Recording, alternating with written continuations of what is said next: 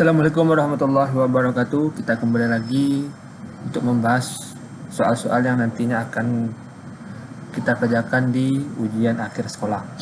Baik, untuk soal yang pertama itu materinya adalah gaya gravitasi bumi ya.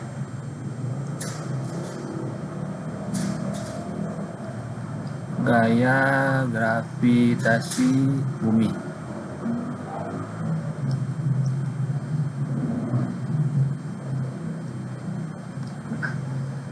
Kita lihat bunyi soalnya, dua buah benda yang terpisah sejauh R mengalami gaya gravitasi sebesar F. Maka di sini diketahui R1 sama dengan R, kemudian F1 sama dengan F. Apabila jarak kedua benda diubah menjadi 2R, maka R2 kita buat di sini 2R.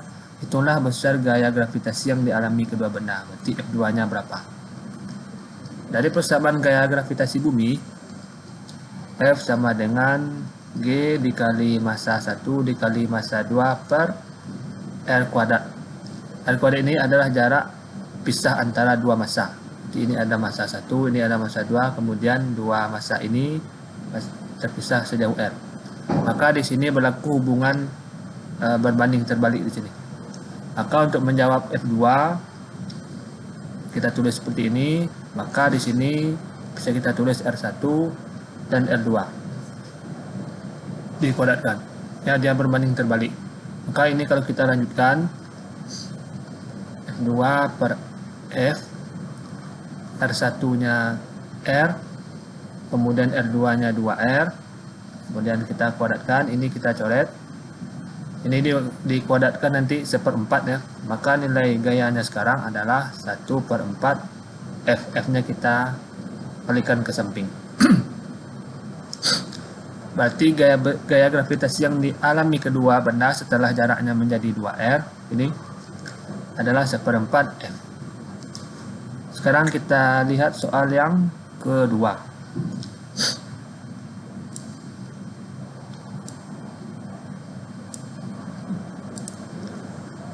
Soal ini soal dengan materi titik berat ya. Titik berat. Dimana untuk menyelesaikan soal seperti ini perlu kita buat dulu tabelnya seperti ini. Ini sebenarnya tabelnya kurang, harus kita tambah. Ini nanti nilainya X, ini Y, kemudian di sini A, dan di sini AX, kemudian di sini AY. Kemudian di sini benda pertama, kita ambil benda pertamanya, kita anggap benda pertama itu adalah persegi yang diarsir, kemudian benda kedua itu adalah segitiga yang tidak diarsir. Kita lihat sekarang benda yang berbentuk persegi ini kurang datanya. Ini perlu kita tambahkan bahwa ukuran ini yang sepanjang ini adalah 100 cm. Sekarang kita lihat untuk mencari nilai X benda yang persegi ini, kita hitung separuh-separuhnya. Jadi kita anggap benda peta ini dulu, benda persegi ini dulu. Ini 100, ini 90. Kalau kita bagi dua, setengah-setengah, berarti X, untuk X-nya setengahnya adalah 50, untuk Y-nya setengahnya adalah 45. Ini apa? Ini adalah luas dari bangun yang persegi ini. 90 dikali 100, berarti 9.000. Kemudian AX ini nanti, ya. Kita selesaikan dulu X dan Y untuk segitiga. Segitiga ini kita hitung X-nya adalah berarti setengah dari panjang X ini. Panjangnya kan sama, 100 cm. Di sini juga 100 cm. Kita buatkan di sini. Ini 100 cm. Untuk X-nya kita ambil setengah dari nilai ini. Berarti 50. Untuk Y-nya segitiga itu memiliki penilaian berbeda dibandingkan bangun yang persegi. Y-nya 1/3 dari tinggi. Tingginya bisa kita lihat ini 45 cm. Jadi 1/3 dari 45, yaitu 15. Maka di sini kita tulis 15. Ini apa? Berarti luas segitiga. Luas segitiga berarti alas dikali tinggi dibagi 2. Alasnya 100, luas segitiga. Alasnya 100, tingginya dibagi 2, kemudian dikali tingginya 45. Ini 50 dikali 45 berarti 2250. 2250. Lalu di sini ada hal yang perlu kita pahami. Karena kondisi bangun segitiga ini tidak diarsir, maka untuk A ini kita berikan tanda minus ya. Khusus untuk benda yang tidak diarsir. Terserah nanti bendanya ada di dalam ini, asal dia tidak diarsir. Untuk luas ini kita berikan tanda minus. Kemudian untuk kolom A ini bisa kita sederhanakan dulu. Jadi tidak perlu kita kali AX ini 50 dikali 9000. Ini kalau kita sederhanakan, 9000 dibagi 2250 ini 4. Jadi ini 4, ini min 1. Sekarang kita kali 50 dikali 4 itu 200. 45 dikali 4 berarti berapa ini? 180. Kemudian 50 dikali min 1 min 50. Kemudian 15 dikali min 1 min 15. Ini kita jumlahkan ya.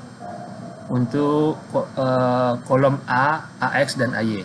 Untuk kolom A 4 ditambah min 1 berarti 3. Ini 200 ditambah min 50 150. Kemudian ini menjadi 165. Pertanyaannya, tentukan letak titik pusat massa. Berarti kalau mencari letak titik pusat massa berarti ada X, di mana nilainya AX dibagi A. AX-nya 150 dibagi 3, berarti 50. Kemudian Y sama dengan AY dibagi A. AY-nya 165, A-nya 3. Ya. Ini 55. Di letak titik berat ini adalah 50 dan Y-nya 55. Atau bisa juga ditulis seperti ini, 50 55. Mudah-mudahan Anda paham di sini ya. Sekarang kita lihat soal berikutnya.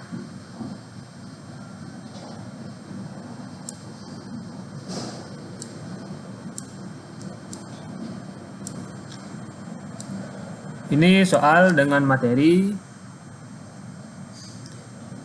susunan pegas atau rangkaian pegas.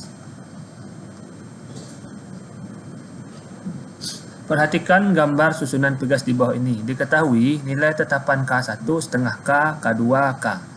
Nah, di soal ini kan tidak dibuat K1-nya mana, K2-nya mana. Berarti cukup kita tuliskan saja. Ini K1, ini K2, ini K1, ini K2. Terbalik pun tidak masalah ya. Gambar A ini itu kita sebut susunan pegasnya adalah seri. Kalau yang B kita sebut susunannya adalah paralel. Jadi kalau ditanya hitunglah perbandingan nilai konstanta pegas susunan A dan B, maka kita hitung dulu konstanta total masing-masing susunan ini, baik seri atau paralel. Untuk seri, untuk menghitung konstanta totalnya, kita hitung seperti ini. Ini seri ya. Seri 1 per KS sama dengan 1 per K1 ditambah 1 per K2. 1 K1-nya nih setengah K.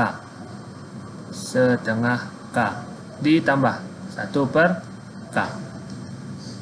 Kemudian 1 dibagi setengah 2 pindah ke atas, sini K, di sini tambah 1 per K. Maka 1 per KS sama dengan 3 per K.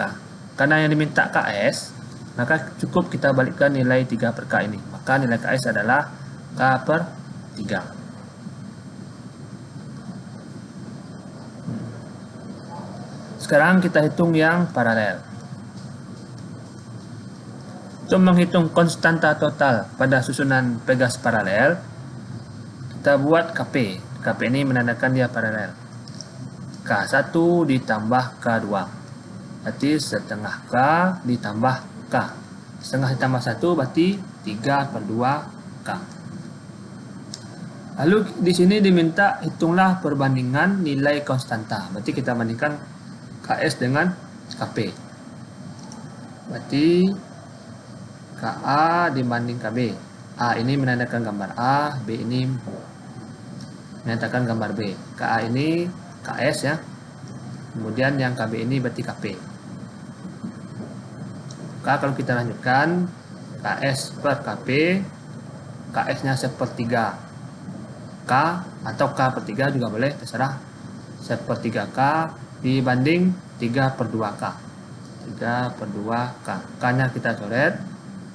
Maka kalau kita lanjutkan, KS per KP. 1/3 dikali 2/3 sama dengan 2/9. Maka bisa kita buat kembali kesimpulannya, perbandingan konstanta susunan Pegas A dan B adalah 2 dibanding 9.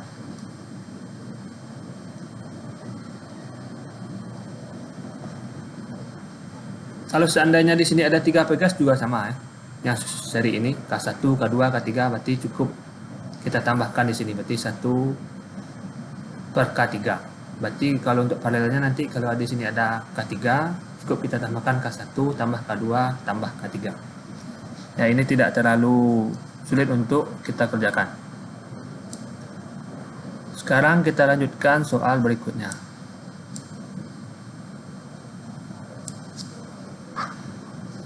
Ini soal yang berhubungan dengan fluida, khusus submateri tekanan hidrostatis.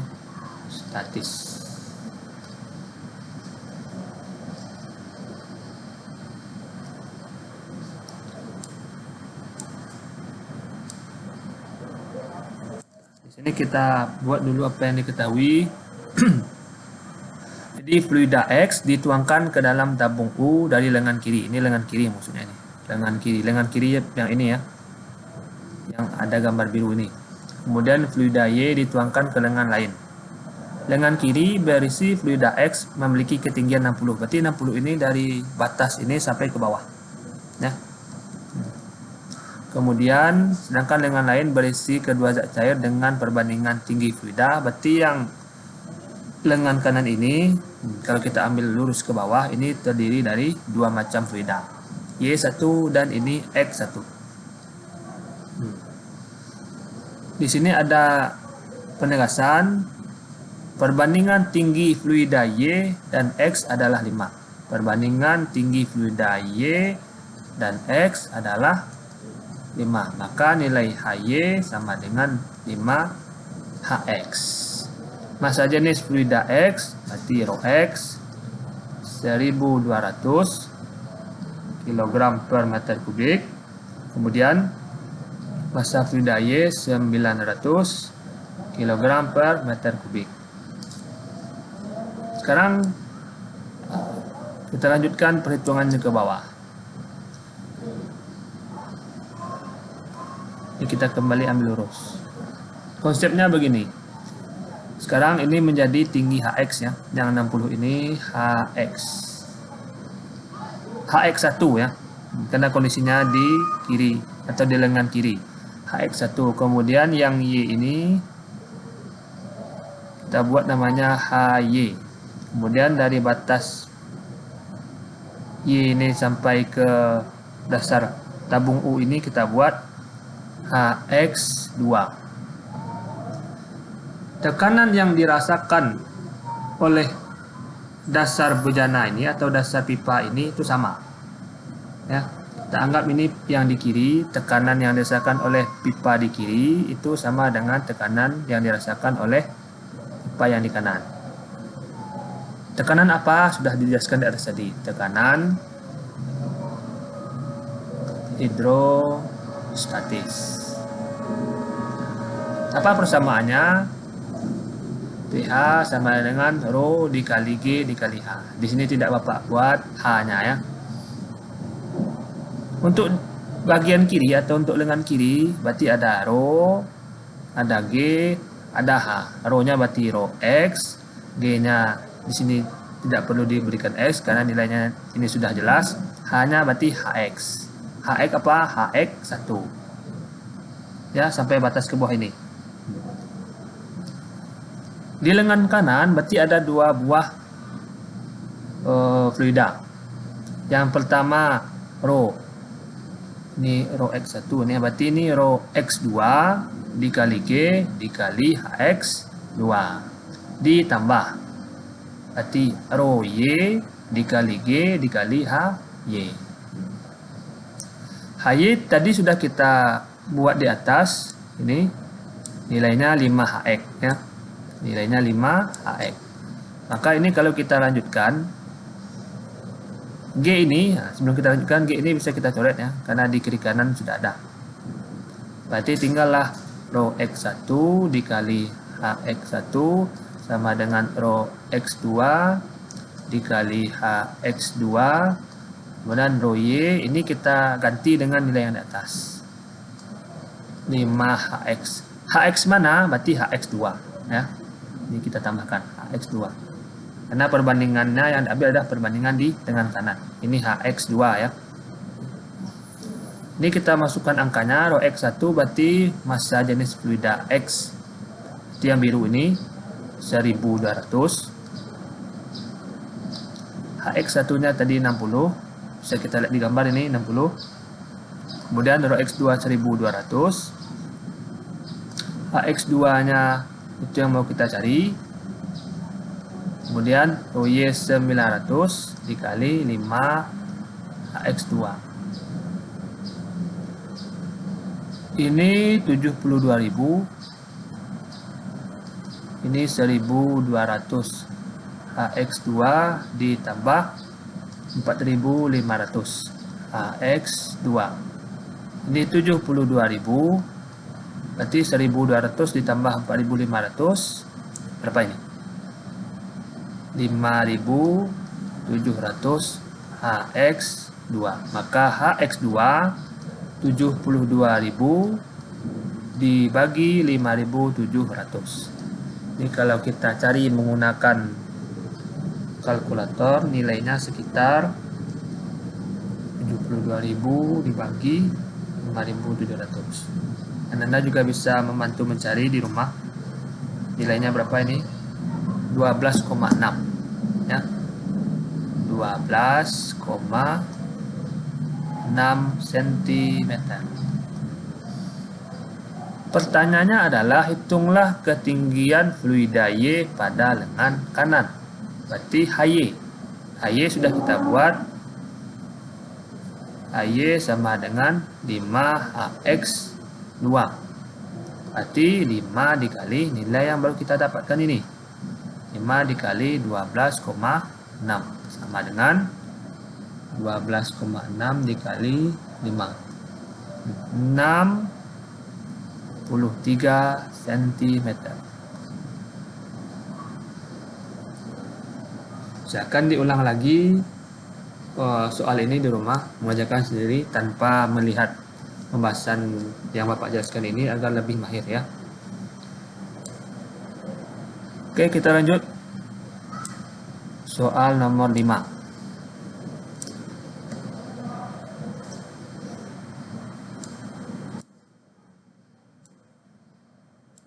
Soal nomor 5. Ini materinya adalah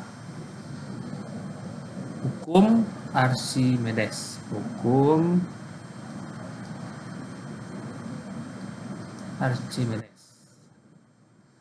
Sebuah benda ketika di udara masanya 400 gram. Berarti kita buat di sini MU 400 gram. Kemudian ini kita jadikan ke kilogram jadi 0,4 kilogram. Kemudian kalau ini kita jadikan berat U, maka WU sama dengan 0,4 dikali 10. Berarti 4 Newton ya. Kemudian jika massa benda di dalam air 300 gram, berarti kita buat di sini MA 300 gram atau 0,3 kilogram. Jadi kalau kita hitung beratnya berarti WA berarti 0,3 dikali 10. 10 ini berarti G ya, M kali G. 3 Newton. Sekarang ini sudah dapat. WU-nya 4 Newton, WA-nya 3 Newton. Pertama kita hitung dulu nilai gaya Archimedes atau WFA, itu sebesar WU dikurang WA. WA ini berarti fluida, terserah fluidanya. Kebetulan di sini air, kalau dia minyak berarti di sini WM. Atau terserah jenis fluidanya apa. Mungkin sirup mungkin atau oli. Penting di kiri ini adalah berat dari benda. Yang di kanan ini adalah berat dari fluidanya. FA sama dengan WU berarti 4, di sini dikurang 3. Maka FA sama dengan 1 Newton. Pindah dari sini, kita gunakan lagi persamaan gaya Archimedes ini dengan persamaan Rho dikali G dikali V. V ini adalah volume dari benda. FA-nya sudah kita hitung, nilainya 1. Rho ini adalah massa jenis, ini jelas 1000. G nilainya 10. Kita hitung berapakah volume benda. Berarti V sama dengan 1 per 10.000. 1 per 10.000. Atau kalau kita jadikan pangkat ini 10 pangkat min 4 meter kubik. Lalu di sini belum selesai karena yang ditanya adalah berapakah besar massa jenis benda. Massa jenis benda dulu SMP sudah kita pelajari, nilainya Rho sama dengan M dibagi V. Ya. Berarti Rho benda, massa jenis benda, berarti massa benda dibagi volume benda. Mana volume benda? Ini dia. 10 pangkat 4. Berarti massa jenis benda, massa bendanya berapa? Kita ambil yang ada satuan kilogram. Ini. 0,4. Ya. Karena bendanya ini. Kalau ini massa fluida, beda ya. Berarti 4 dikali 10 pangkat min 1. Kemudian volume benda 10 pangkat min 4. Berarti massa jenis benda 4 per, berarti ini hilang, di bawah tinggal 10 pangkat min 3.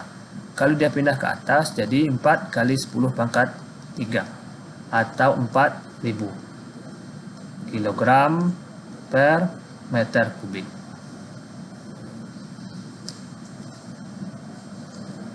Soal terakhir, soal nomor 6.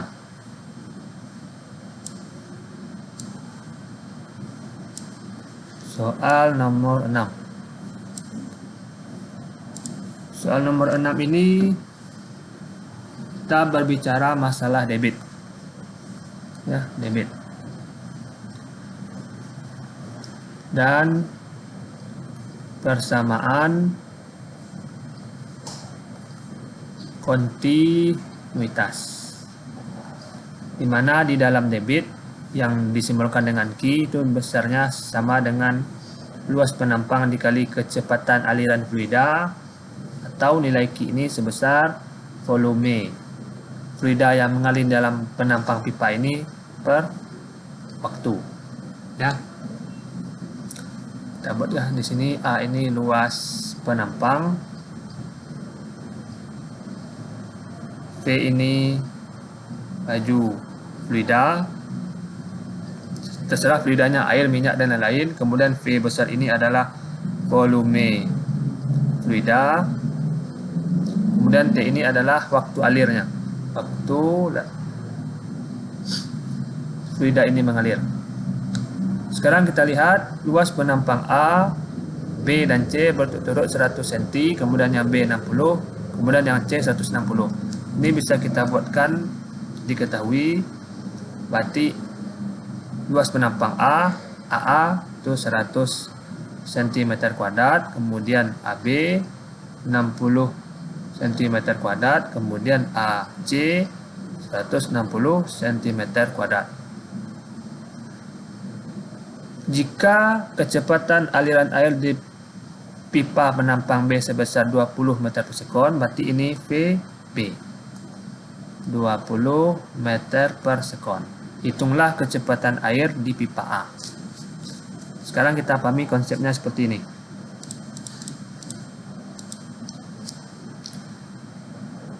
Penampang ini kan luas, pipa ini luas penampangnya kan beda-beda ya.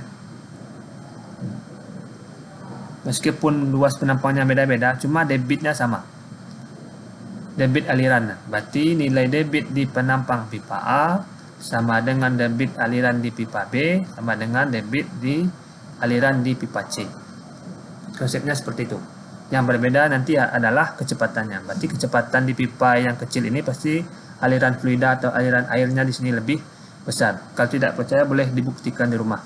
Ketika kita menggunakan pipa untuk mencuci motor, kalau kita pencet ujungnya pasti alirannya semakin kencang. Sekarang untuk mencari yang A, kecepatan aliran di pipa A. Karena di sini diketahui hanya kecepatan aliran di pipa B, berarti kita ambil di sini QA sama dengan QB. Q ini apa? Sudah dijelaskan di atas. A dikali V. Di sini juga A dikali V. Karena di sini ada A, harusnya ini bukan A besar ya, A kecil. Nah, ini A kecil, ini A kecil, ini B kecil, ini B kecil. Mantap. Sekarang kita lanjutkan. Luas penampang A 100 cm. Ini yang kita cari. Luas penampang B 60.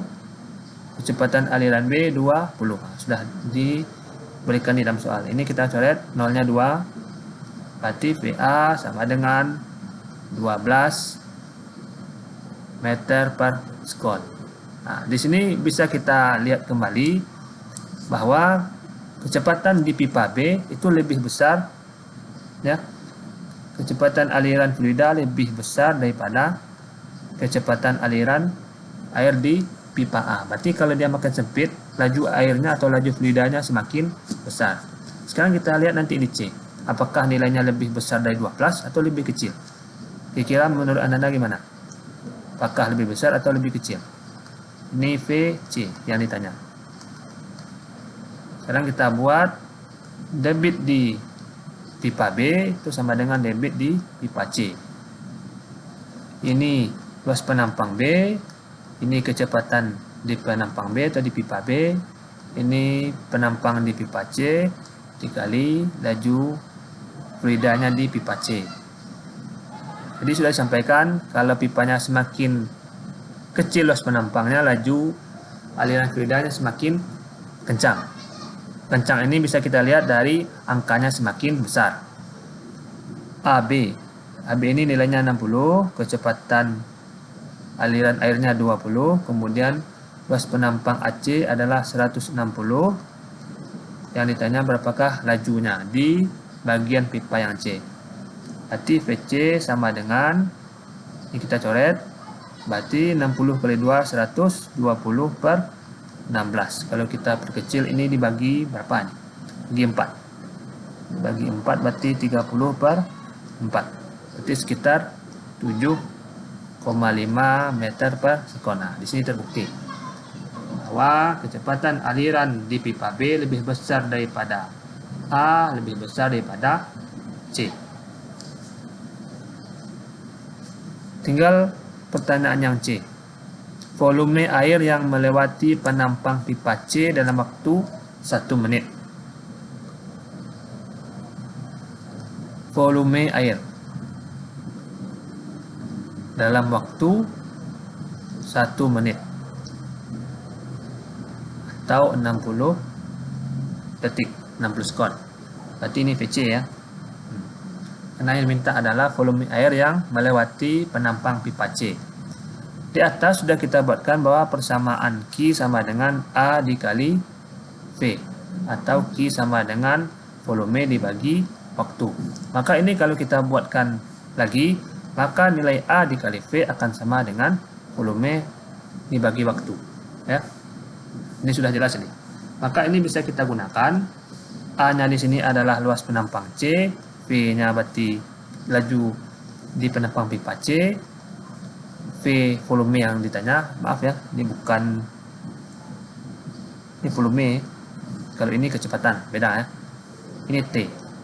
Maka untuk mencari V, volume air yang melewati penampang pipa C, AC dikali laju air di C dikali T.